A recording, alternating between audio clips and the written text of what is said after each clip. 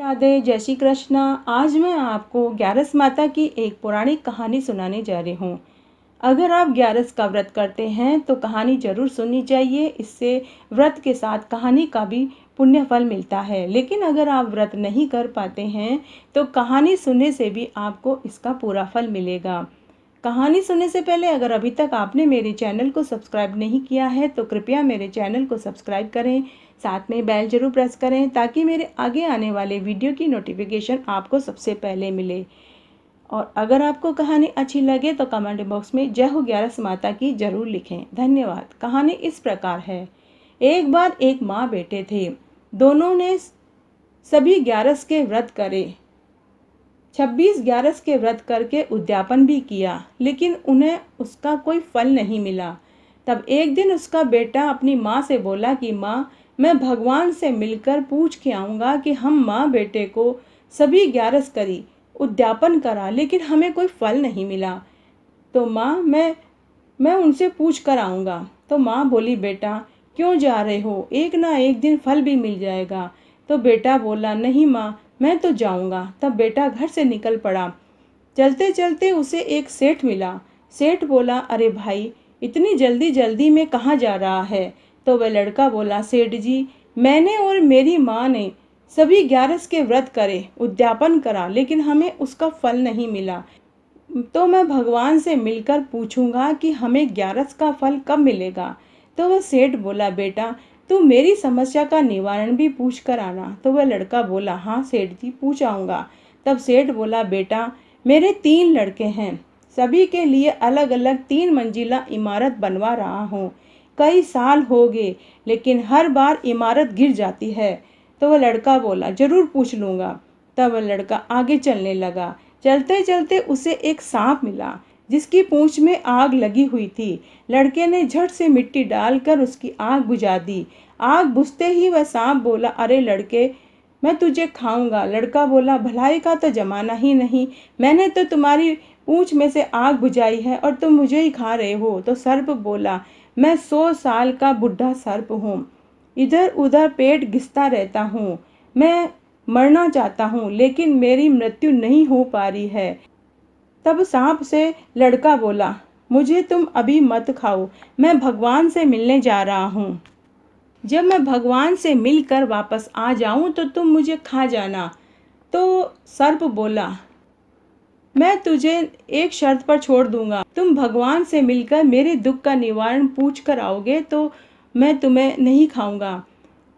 तब वह लड़का बोला कि मैं तुम्हारे दुख का निवारण पूछ लूँगा, लेकिन मुझे भगवान से पूछना क्या है?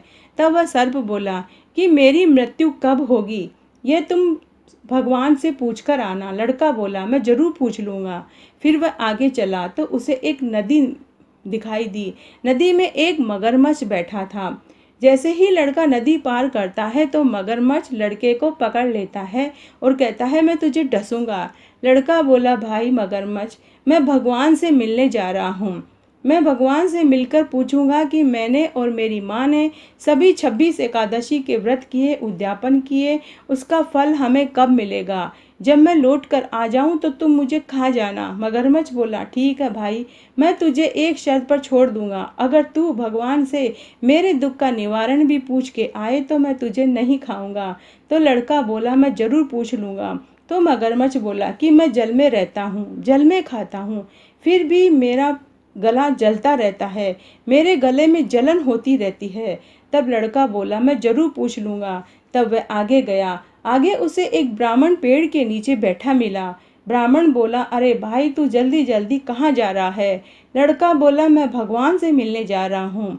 मैं राम जी से मिलूंगा और पूछूंगा कि मैंने और मेरी माँ ने सभी 26 एकादशी के व्रत किए, उद्यापन किए, लेकिन हमें ग्यारस का कोई फल नहीं मिला। तब ब्राह्मण बोला, तू कैसे पहचानेगा अगर भगवान तेरे सामने आकर के खड़े हो गए तो वह लड़का बोला कि मैं जरूर पहचान लूँगा।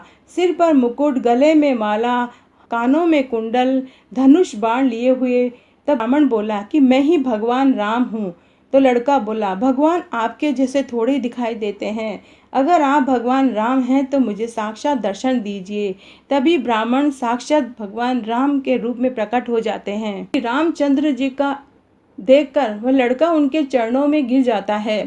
तब भगवान बोले, मांग, क्या चाहिए? तो लड़का बोला, भगवान, मैंने और मेरी माँ ने 26 एकादशी के व्रत किए, उद्यापन किए, लेकिन उसका हमें कोई फल नहीं मिला। वो फल हमें कब और कैसे मिलेगा? तब भगवान ने कहा, तू वापस घर जा, तेरी काकी के बच्चा होने वाला है, तू उससे पूछना, वो तुझे बताएगा।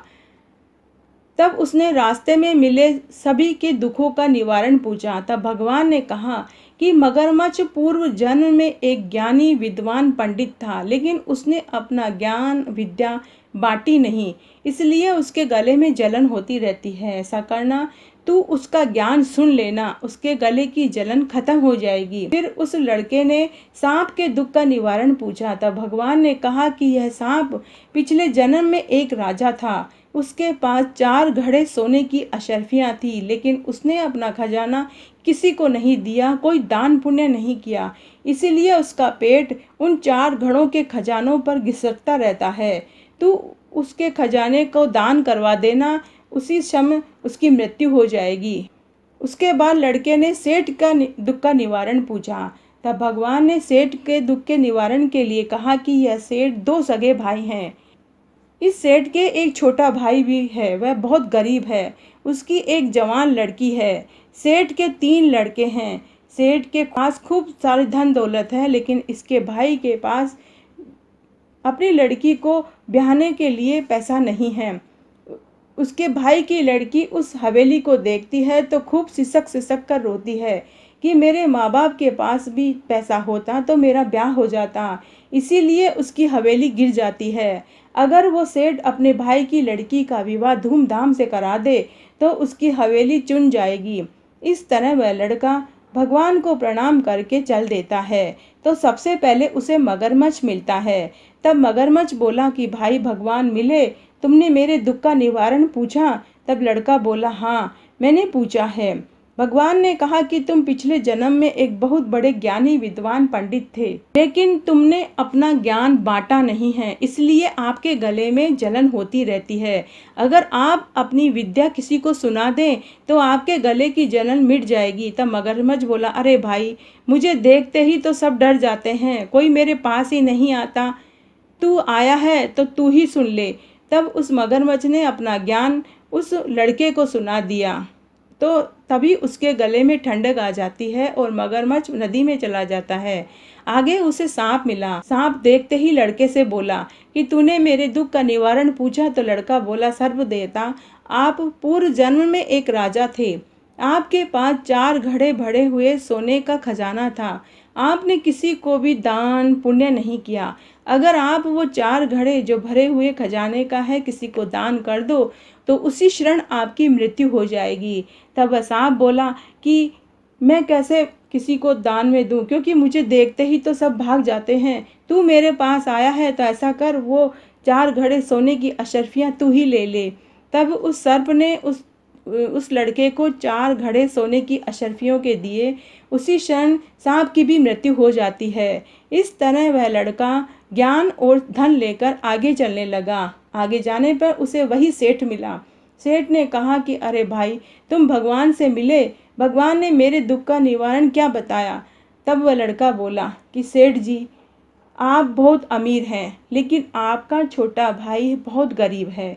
उस छोटे भाई के एक लड़की है। वह गरीब आपका भाई अपनी बेटी की शादी नहीं कर पा रहा है। आप उस लड़की की शादी करवा दीजिए, यानी आप अपनी भतीजी की शादी करवा दीजिए, आपका महल चुन जाएगा। तब वह सेठ बोला कि मैं अभी इस समय उसके लिए लड़का कहाँ से ढूंढूं? ऐसा करो, तुम मुझे भले आदमी लगते हो, तुम ही उस लड़की से शादी कर लो। फिर सेठ ने खूब दान दहेज देकर अपनी भतीजी की शादी उस लड़के से करवा दी। लड़का खूब सारा धन दौलत, ज्ञान और पत्नी को लेकर आगे चला। तब पनघट पर उसे गांव की औरतें आते हुए देख लेती है। तब उनमें से एक औरत भागी भागी उस लड़के की माँ से कहती है, अरे ताई, बधाई हो, बधाई हो, तुम्हारा लड़का खूब दान दहेज लाव लश्कर के साथ बहू को लेकर आ रहा है। तब लड़के की माँ बोली, क्या जले पर नमक छिड़कती हो? मेरे लड़के को गए तो कई दिन हो गए हैं, ना मालूम कहाँ होगा। तभी उसने सामने से बेटा बहू को और खूब लाव लश्कर को आते देखा तो झट से आरती की थाली लेकर बेटा बहू को घर के अंदर लेती है। उसका घर अन्न धन और दौलत के भंडार से भर गया। तभी बेटा बोला कि माँ, काकी के लड़की हुई है ना? माँ बोली, हाँ बेटा, लेकिन तुझे कैसे मालूम? तब लड़का बोला, माँ, मैं काकी की लड़की से मिलकर आता हूँ। फिर वह काकी के घर गया और उसकी 3 दिन की लड़की से पूछा कि मेरी प्यारी बहन बता, मुझे 11 का फल कब मिलेगा? तो वह कन्या बोली, भाई, तुझे विद्या मिली, धन मिला, पत्नी मिली, और अब तू फिर भी कहता है कि तुझे 11 का फल कब मिलेगा? यही तो है तेरे 11 की व्रत का फल। तो आज मैंने आपको एकादशी की कहानी सुनाई। अगर आपको ये अच्छी लगती है तो अपने दोस्तों और रिश्तेदारों में ज़्यादा से ज़्यादा शेयर करके पुण्य कमाएं। धन्यवाद।